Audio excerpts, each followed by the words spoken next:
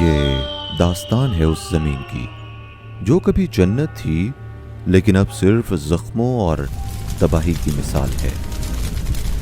یہ کہانی ہے ان معصوم لوگوں کی جو اپنی مٹی میں غلامی کے اندھیروں میں جینے پر مجبور ہیں۔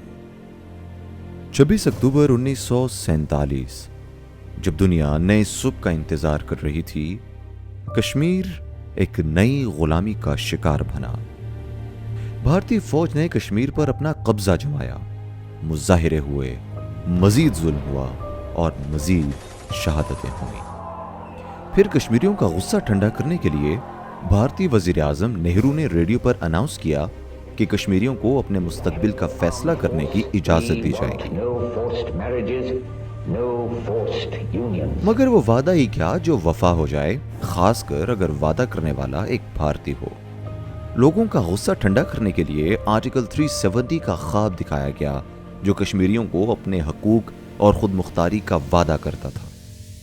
آرٹیکل 370 کے تحت کشمیریوں سے وعدہ کیا گیا کہ انہیں اپنا آئین بنانے کا حق ہوگا، ہندوستان کا دستور پوری طرح سے انٹرفیئر نہیں کرے گا اور سینٹرل حکومت کی طاقت سفارتی معاملات، دفاع اور کمیونیکیشنز تک محدود رہے گی۔ مگر کہنے کو یہ محض غم و غصے کو ٹھنڈا کرنے کے لیے لالی پاپ ہی ثابت ہوا۔ آرٹیکل 370 کے باوجود ہندوستان نے ہزاروں کشمیریوں کو قتل کیا اور ماؤں بہنوں کی عزتیں لوٹیں۔ کشمیریوں کو اپنے ہی ملک میں تیسرے درجے کا شہری بنا کے رکھا گیا۔ آرٹیکل 370 انہیں ظلم سے نہیں بچا سکا، مگر اس کے باوجود کچھ کشمیریوں کو جھوٹی تسلی ملی کہ ان کا سٹیٹس بھارت کے لوگوں سے جدا ہے۔ چاہے بات ہو بھارتی فوج کی انسٹیٹیوشنل ریپ کرائمز کی تو کنن پشپورا اور شوپیان کی مثالیں سامنے آتی ہیں۔ اگر بات کرنی ہو میس کلنگز کی تو یاجپور، ہدوارا اور سوپور کی مثالیں دی جاتی ہیں۔ لیکن ان سب ظلم و ستم کے باوجود کشمیریوں نے اپنی آزادی کی تحریک جاری رکھی۔ ایک کشمیری پاکستان کا پرچم لہرانے کے جرم میں شہید کر دیا جاتا تو درجنوں کشمیری وہی پرچم اٹھائے سامنے آ جاتے۔ بھارت فرسٹریٹ ہو رہا تھا، کشمیری ہار نہیں مان رہے تھے۔ بھوکلاہٹ کا شکار مودی سرکار نے سوچا کہ 70 سالوں کے ظلم اور زیادتی کو دگنا کر دیا جائے۔ شاید بھارت اپنی آخری چال کھل کر چلنا چاہتا تھا۔ 5 اگست 2019 بھارت نے کشمیر کو دیا گیا آرٹیکل 370 کا سٹیٹس اس سے چھین لیا۔ اس کے بعد کشمیریوں کو غلامی کے سفر سے مزید غلامی کی طرف دھکیل دیا گیا۔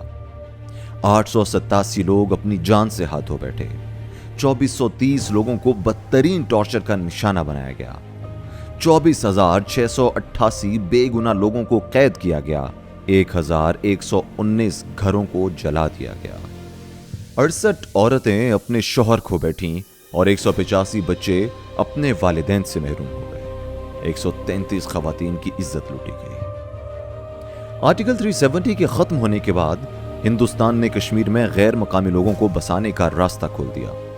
اس کے ذریعے کشمیری آبادی کا تناسب بدلنے کی خطرناک حد تک کوشش کی جا رہی ہے تاکہ مسلمان اکثریت کو کمزور کیا جا سکے۔ یہ صرف زمین پر قبضہ نہیں بلکہ کشمیریوں کی پہچان اور تہذیب پر بھی حملہ ہے۔ یہ غلامی سے مزید غلامی کا سفر ہے، پر کشمیری آج بھی ہار نہیں مان رہے۔ یہ آج بھی اپنی عزت، آبرو اور حریت کے دفاع میں بھارتی فوج کا مقابلہ کر رہے ہیں۔ بھارت نے کشمیر کو ویرانہ بنا کر امن کا نام دیا ہے۔